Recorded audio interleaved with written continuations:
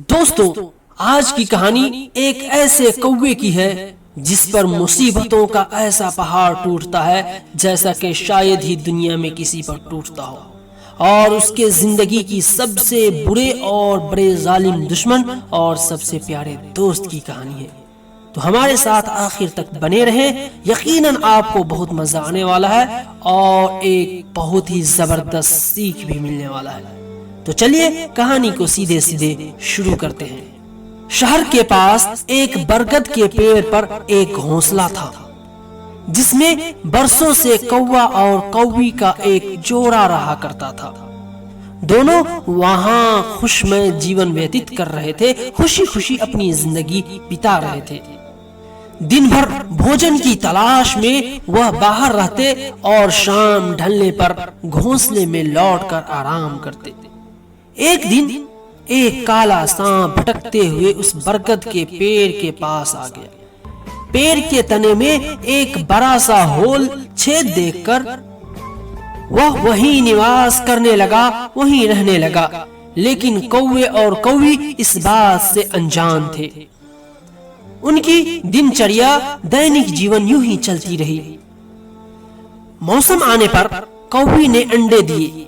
कौवा और कौवी दोनों बड़े प्रसन्न थे और अपने नन्हे बच्चों के अंडे से निकलने की प्रतीक्षा कर रहे थे, इंतजार कर रहे थे। लेकिन एक दिन जब वो दोनों भोजन की तलाश में निकले तो अवसर पाकर, मौका पाकर पेड़ के होल में रहने वाले सांप ने ऊपर जाकर उनके अंडे को खा लिया और चुपचाप अपनी होल में आकर सो गया। कौवा कौवी ने लौटने पर जब अंडों को घोंसलों में नहीं पाया तो बहुत दुखी हो गए। उसे समझ नहीं आ रहा था कि आखिरकार उसके अंडे गए तो गए कहां।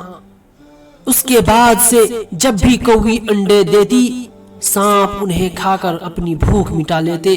कौवा कौवी रोते रह जाते। मौसम आने पर कौवी ने फिर से अंडे दिए, लेकिन इस बार वे सतर्क थे। वो जानना चाहते थे कि आखिर उनके अंडे कहां गायब हो जाते हैं। योजना अनुसार एक दिन वो रोज की तरह घोंसलों से बाहर निकले और दूर जाकर पेड़ के पास छुपकर अपने घोंसलों की निगरानी करने लगे।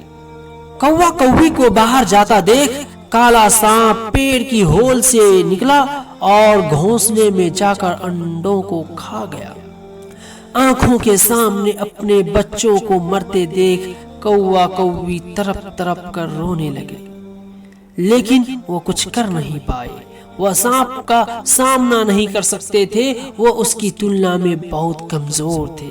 इसलिए उन्होंने बरसों पुराने घर को छोड़कर कहीं और जाने का निर्णय किया। जाने से पहले वो अपने मित्र गिद्ध के पास अंतिम बार भेंट करने पहुंचे। गिद्ध को अपनी पूरी दास्तान सुनाकर जब वे विदा लेने लगे तो गिद्ध बोला, मित्रों, इस तरह भयभीत होकर अपना वर्षों पुराना निवास छोड़ना उचित नहीं है। समस्या सामने है तो उसका कोई ना कोई हल अवश्य होगा। कौवा बोला, मित्र, हम कर भी क्या सकते हैं। उस दुष्ट सांप की शक्ति के सामने हम निरीह हैं, कमजोर हैं, मासूम हैं। हम उसका मुकाबला नहीं कर सकते। अब कहीं और जाने के अलावा हमारे पास कोई चारा नहीं है। गिद्ध कुछ सोचते हुए बोला, मित्रों, जहां शक्ति काम न आए वहां बुद्धि का प्रयोग करना चाहिए। यह कहकर उसने सांप से छुटकारा पाने की एक योजना कौवे को बताई। अगले दिन योजना अनुसार कौवा कौवी शहर के सरोवर यानी झील में पहुंचे, जहां राज्य की राजकुमारी अपने सखियों के साथ रोज स्नान करने के लिए आया करती थी।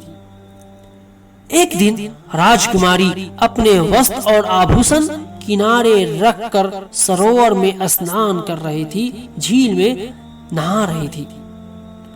पास ही सैनिक निगरानी कर रहे थे। मौका पाकर, अवसर पाकर कौवे ने राजकुमारी का हीरों का हार अपने चोंच में दबाकर कांव कांव कांव कांव करता हुआ राजकुमारी और सैनिक को दिखाते हुए ले उड़ा। कौवे को अपना हार ले जाते देख राजकुमारी चिल्लाने लगी। सैनिक कौवों के पीछे भागे। वे कौवे के पीछे पीछे बरगद के पेड़ के पास पहुंच गए। कौवा यही तो चाहता था कि वो सब वहां पहुंचे। राजकुमारी का हार पेड़ के होल में सुराख में गिराकर वहां से उड़ गया। सैनिकों ने जब ये देखा तो हार निकालने के लिए पेड़ की होल के पास पहुंचे। जैसे ही हार निकालने के लिए उन्होंने होल में एक डंडा डाला, उस समय सांप होल में ही आराम कर रहा था। डंडे के स्पर्श पर छूने पर वह फन फैलाए बाहर निकला। सांप को देखकर सैनिक हरकत में आ गए और उसे तलवार और भालों से मार मार कर मार ही डाला।